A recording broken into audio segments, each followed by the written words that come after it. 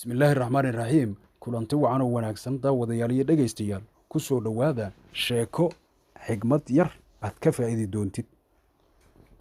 marka hore waxaan kaa codsanaynaa inaad sheer garayso like-na saarta page-ka waxaa jiri jiray laba nin oo walaalo ah dirisna ahaa walaalaha waxaan ka wadaa waa isku qoomiyad tusaale ahaan soomaali oo kale labada nin waxaan u kala bixinaynaa farax iyo guuleed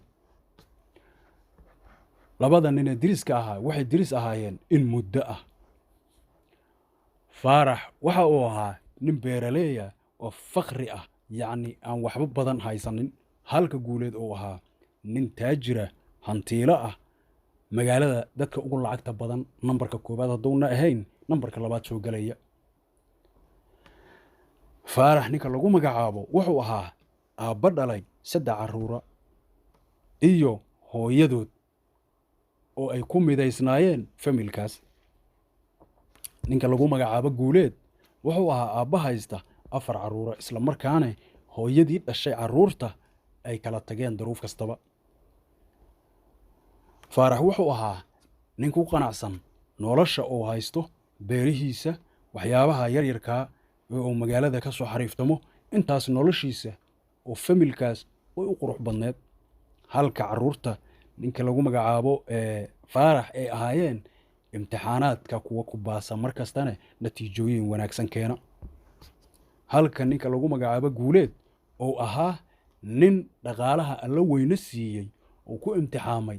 u adeegsan jiray qaabab aan wanaagsanayn body to body sida qaabo kasta Soomaalidu ay u taqaan body to body yacni xafladayn iyo meelo xafladaha oo laga dhamaanayn oo mid ka bax mid kala gal mid ka bax mid kala gal ah halkaas ayay wixiisi ku dhamaadeen kuma dhamaanne wax dhamaanana ma ahane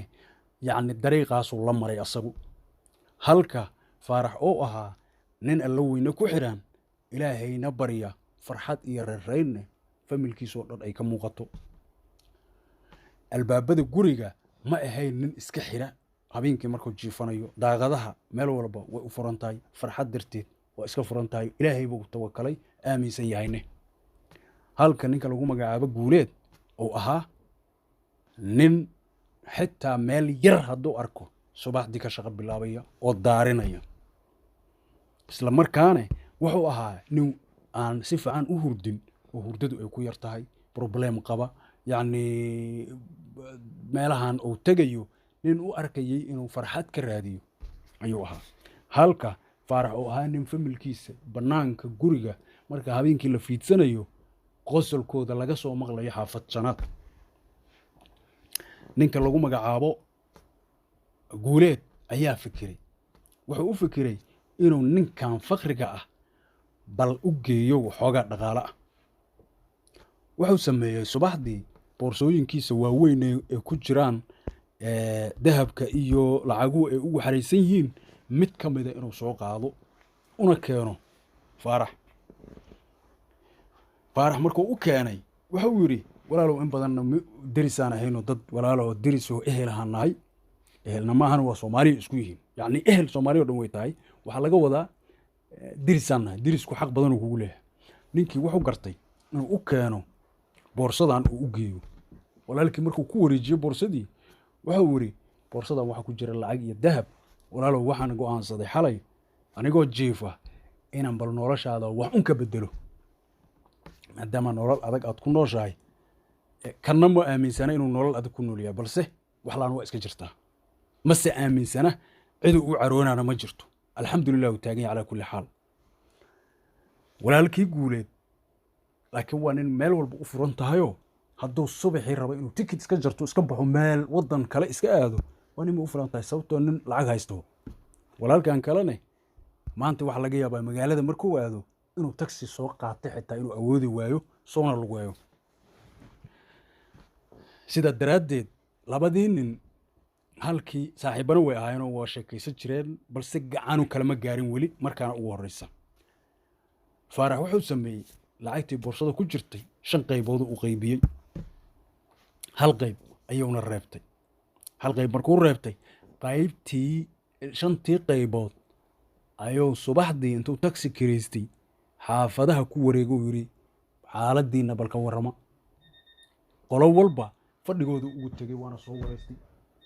wuxuu soo arkay dadyow kala duwan oo baahiyo kala duwan qaba sida hooyo caruur haysata aabihii ka dhintay ilmo agoona korinaysa wareersan cid kaleeto ku gargaaraysaana ayna jirin dad yowgaas waa isku soo aruurshay qolo walba intii markaas ku soo toostay ayuu u qaybiyey wixii loo keenay ayuu 5 u qaybiyay asuu 4 qayb qaybiyey hal qayb uu reebtay iimaanku inuu cajiib yahay ayaa halkaa horta nambarka koobaad ka muuqanaysa qaybtii u soo hartay ayuu ku samaystay gurigiisa business uga samaystay ninkii wuxuu noqday muddo 2 sano gudahooda ninka magaaladii maahee waddanka ugu hantida badan ayuu noqday wuxuuna ka bixi jiray ama uu ka quudi jiray dadka aan waxba haysan ee subaxdii kala haya ayuu gurigiisa gabadha uu qabo waxay ka kici jirtay 10 saac 9 saac ayida iyo gabdho shaqaalaha oo qabsaday asagu waxay kari jireen quraac free ah halkaasaana laga soo dooran jiray waxyaabaha dadka maaragtay sida sandwich ko kala ama breadka rootiga